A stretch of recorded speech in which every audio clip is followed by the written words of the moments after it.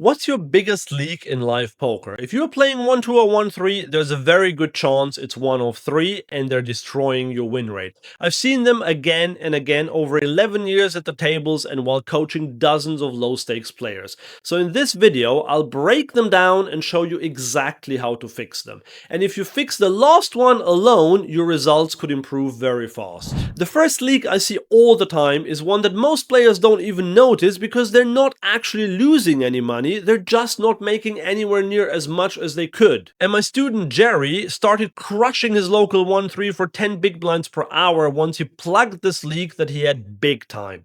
Let me show you a great example of this leak in action. A recreational player on the button raises. You call in the big blind with Jack 10. The flop comes Queen 9-8 rainbow and you have the nuts. So that's a pretty sweet start to the hand. You check to the aggressor and he bets third pot. This is an ideal spot to raise. If the button made a lazy c-bet, then of course he would fold to your check raise, yes. But if he has a king or any piece of the board for that matter, he will most likely continue.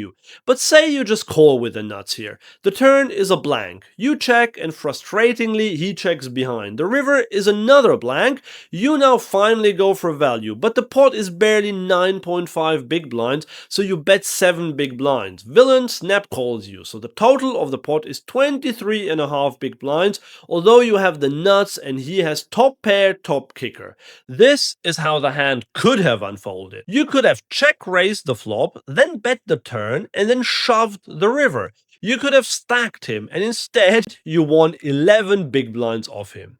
You have to understand that maximizing winnings against villain's best hands is much more important than making a little bit of money here and there every time he has a weak hand. Here's some simple math. If you make 10 big blinds in 100 hands, you will win 10 big blinds on average. And if you make 0 big blinds in 80 hands and then you make 100 big blinds in 20% of hands, then on average you win 20 big blinds per hand. You're literally making half the money you could be making just because you're scared to go for it when you finally hit. The problem is that the brain wants an instant reward rather than the theoretical win, which is why we default to wanting to make a little bit of money every time and not just go to waste with our nuts. We end up sacrificing a lot of EV or expected value just for the sake of making a little bit of money.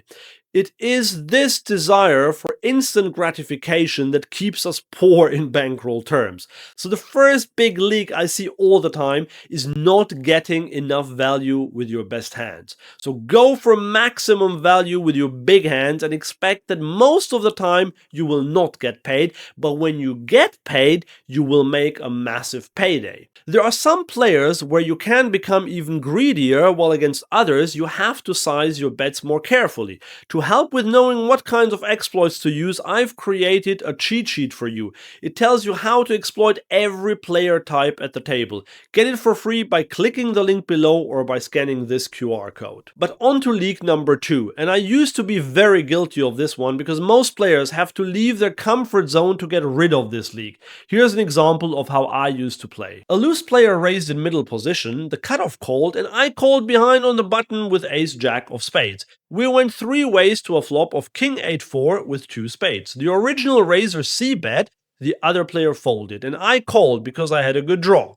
The turn was a brick and now the other player checked. I checked behind and took my equity to the river. The river was an offsuit 5. Villain bet the river and because I missed my draw, I just folded. My opponent showed a complete bluff and I felt annoyed. So what went wrong here? Well, if we were to plug this hand into a solver, we could see that we played it just fine. We could have done things differently, but this line is absolutely solver approved. But in real life, at 1-2 or 1-3, there would be a better way to play such a hand. And it starts pre-flop. Nowadays, I would always 3-bet with this hand, trying to either isolate one of the players or, even better, just get both of them to fold and I pick up the pot uncontested. And even if I were to just call pre-flop, which you can do with such a hand that plays well multi-way, then I would have either raised the flop or, if I had called again, then I would have bet the turn after villain checked.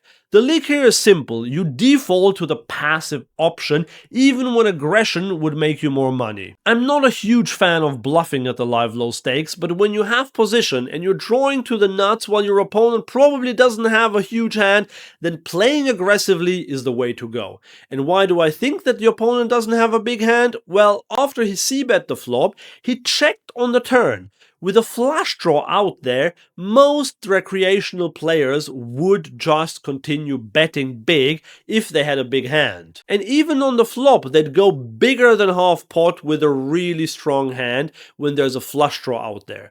So what is the leak that we showed here? It is to automatically default to the passive route whenever possible. Almost always in poker, the more aggressive route makes you a much more dangerous and more profitable player. 3-betting pre-flop instead of just calling is one of the things that has improved my game most in the past few years. How do you learn to be more aggressive?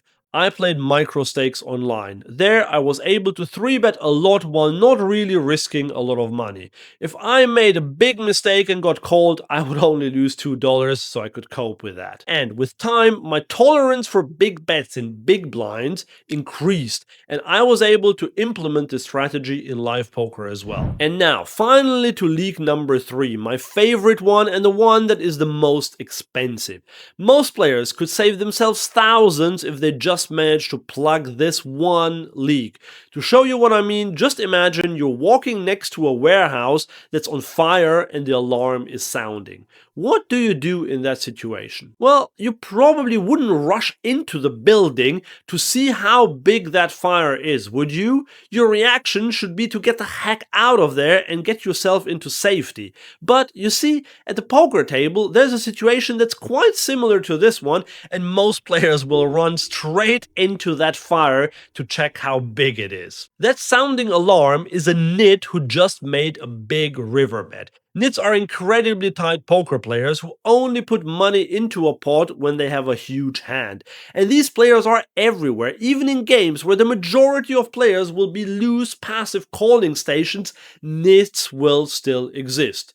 Here's an example where I fell for this a few years ago. I flopped a set of kings against an older man who was quite loose. On the turn, there was a straight possibility and he check-raised me. At this point, it's okay to call because we have outs to a full house that would beat his straight if he has one. But the board didn't pair on the river and he now shoved. I remember that I went into the tank forever on this one. In the end, I leveled myself into calling because he might have a weaker set or he might have 2-pair. He's loose after all. But no, he check-raised me when the straight came in. He wouldn't do that at that point with 2-pair or even a set, would he? And he jammed the river for a lot of money and a lot of big blinds. Again, if the straight is possible, this player would not have done it with a set or 2-pair. This should have been a clear fold for me. Instead, I was shown, big surprise, the straight. So make it a priority to identify nits and proceed very cautiously when they are willing to put a lot of money into the middle. And don't forget to get my free cheat sheet that tells you exactly how to exploit every player type at the table. And if you've recognized even one of these leaks in your game, the next step is fixing them properly. So watch this video where I break down the exact adjustment you need to start crushing 1-2 and 1-3.